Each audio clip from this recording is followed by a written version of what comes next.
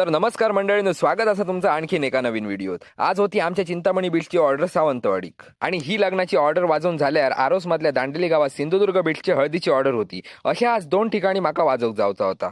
सकाळ सकाळी तयारी बियारी केलं आणि जाऊक सुटले तो सावंतवाडीच्या दिशेक। बरोबर 8:15 वाजता मळेवाडीक पोहोचले आणि मळेवाडीच्या नाक्यावर असलेल्या गणपती बाप्पाचं दर्शन घेऊन बरोबर मंदिराच्या समोर असलेल्या हॉटेलात आम्ही सगळेजण नाश्ता करूक गेलो।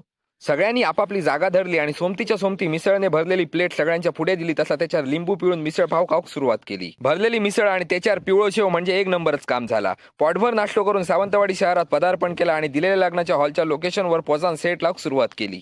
लोकांसुद्धा हळूहळू योग चालू झालेली। सेट लावून झालो तसं थोडा वेळ आम्ही बसलो, कारण नवरो काही अजून योग नाही होतो आणि एकदाचा लगीन लागला तसा आम्ही वाजूक सुरू केला। वरात एक डीजे असल्यामुळे ह्यांच्यानी बँजोवर नाचाक आवडता म्हणून हॉलवरच नाचान आपली हौस बागायल्यानी आणि मंडळींनो अशा प्रकारे संध्याकाळच्या 5 वाजता लग्नाचे सगळे विधी आटपले तसा मग सगळा पॅकअप करून घेतला। वाजत गाजत नवऱ्याक त्याच्या वरातीच्या स्टॉपकडे आणून सोडलो आणि आम्ही सगळेजण घरात जाऊक गेलो। पण माझा वाजवून काय संपाक नाही होता। घड्याळात वाजलेले 7:45 तसंच फ्रेश वगैरे झालं आणि आपल्या सिंधुदुर्ग बीचच्या हळदीच्या ऑर्डरसाठी येऊन पोहोचलोय। जागा थोडीशी कमी असल्यामुळे सेट जास्त लावूक भेटाक नाही होतो आणि मंडळीनं तुमका सांगतं, जशी नवऱ्याक हळद लागली तसे हे सगळे नवरे असे काय नाचा होते की इतक्या माझ्या बघण्यात ही माझी अशी पहिलीच हळद असतली। कारण हळदीक नाचाचं सोडून सगळेजण एकमेकांचे नुसते कपडे फाडूक लागलेले आणि सगळ्यात जास्त माका आवडलो तो ह्या भावाचो डान्स। ह्याची नाचाची स्टाईलच जबरदस्त होती। बघता अखेर रात्री 1:30 वाजता हळदीचा पॅकअप झाला। मग हे सगळा सामान पॅक केला आणि टेम्पोत भरला आणि मी माझ्या घराकडे येईल।